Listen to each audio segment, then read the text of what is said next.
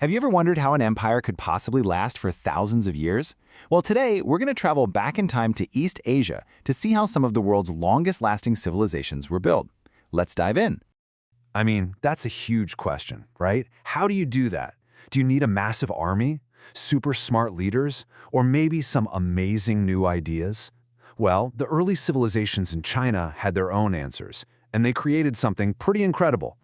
Okay, just look at this. This is the famous Terracotta Army. We're talking about thousands of life-sized clay soldiers. And get this, every single face is unique. They were all built to guard an emperor even after he died. This just shows you the kind of power and ambition these early rulers had. They weren't just thinking about tomorrow, they were building for eternity. So, where did all that power come from? Well, the first big idea was all about family. The plan was simple. Power should be passed down from one generation to the next, which created something we now call a dynasty. The first really powerful kingdom to pull this off in a big way was the Shang, and they are the ones who really established this idea of a dynasty. So a dynasty is just a ruling family that passes power down the line, from father to son to grandson and so on. The Shang dynasty was so successful at this that they stayed in charge for 600 years. That is a long time. But, nothing lasts forever. After the Shang, a new group called the Zhou took over. Now, they had a problem. They had to convince everybody why they should be in charge now. And the idea they came up with was, frankly, genius. They came up with the Mandate of Heaven. The idea was pretty simple. A king gets to be a king because heaven, or the gods, gives him permission. It's a pretty good argument, right? The gods chose me. But there was a catch, and it was a big one. You only got to keep that permission if you were a good ruler. You had to be kind and fair and just. The second you became cruel or selfish, you could lose the mandate. A really easy way to think about this is like a report card from the gods. If you're a good ruler, you're taking care of the people, you're making good decisions, you get an A and get to keep ruling. But if you're a bad ruler, you get a big F, and the people now have a divine reason to find a new leader. This was a revolutionary idea. It meant the king wasn't all-powerful. He had to be accountable. The Zhou weren't just about big ideas, though. They were also amazing innovators. They started using iron to make much stronger tools and weapons, like the crossbow you see here. And they were also one of the first to start using coins as money, which made trade and buying things way easier.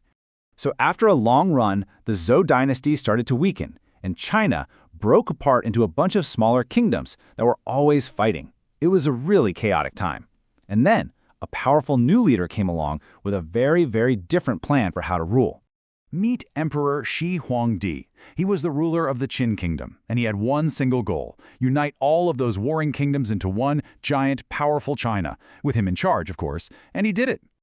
So remember that whole Mandate of Heaven thing about being a kind and fair ruler?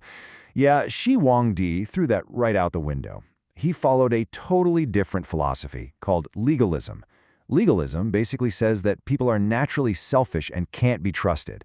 So the only way to create order is with a strong leader, super strict laws, and very harsh punishments. And under this super strict rule, the emperor forced millions of people to work on huge building projects. The most famous one, of course, is the Great Wall of China, which was built to protect the empire from invaders. It's an absolutely amazing achievement, but it was built using the forced labor of countless people.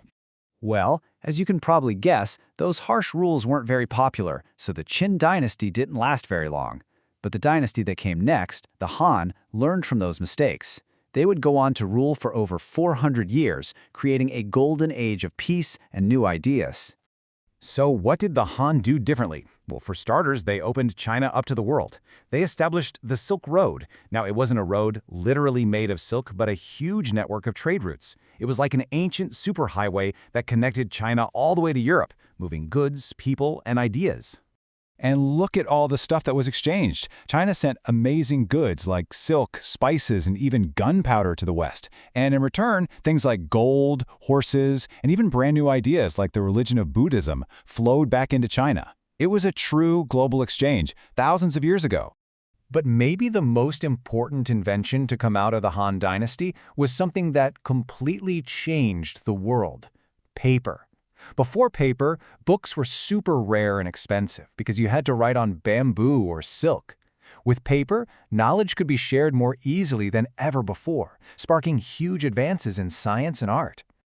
And that wasn't all. The Han were just incredible inventors. They developed acupuncture to treat illnesses, they gave us the wheelbarrow to move heavy loads, and they even created a device called a seismometer that could detect earthquakes. It was truly a time of amazing progress. Now, when you have so many powerful ideas and new technologies in one place, they don't stay put for long. They start to travel. And that's exactly what happened. China's influence began to spread to its neighbors, helping to shape their civilizations too. For example, early people in Korea learned how to make bronze from Shang China and later started using Chinese iron tools.